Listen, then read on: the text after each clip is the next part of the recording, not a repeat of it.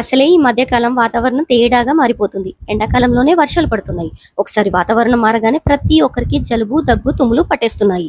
అలాంటప్పుడు ఏమైనా వేడిగా తింటే బాగుంటుంది అని అనిపిస్తుంది. అప్పుడు వెంటనే గుర్తొచ్చేది ఈ టమాటా రసం. వేడి వేడి రసం చేసుకొని తాగినా లేక వేడి అన్నంలో కలుపుకొని తిన్నా కాస్త రిలీఫ్ కలిగినట్టుగా అనిపిస్తుంది.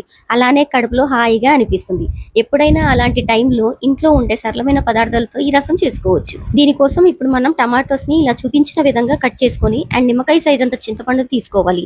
నెక్స్ట్ దీంట్లో మిరియాలు ఒక 15 తీసుకొని కొంచెం కరివేపాకు వేసుకొని వాటికి సరిపడా నీళ్లు పోసుకొని ఉడికించుకోవాలన్నమాట. ఇలా ఉడికించుకున్న దాన్ని చల్లారాక వడగట్టేసేసుకొని ఆ పల్ప్ ని మిక్సీ జార్ లో వేసేసుకుని మంచి మెత్తటి పేస్ట్ లాగా చేసుకోవాలి. ఇప్పుడు తాలింపు కోసం పాన్ లో ఆయిల్ వేసుకొని ఆయిల్ వేడయ్యాక మనం దంచి పెట్టుకున్న మిరియాలు, వెల్లుల్లిపాయలు వేసుకొని వేగాక తాలింపు దినుసులు, కరివేపాకు, ఎండుమిర్చి, పసుపు వేయాలి.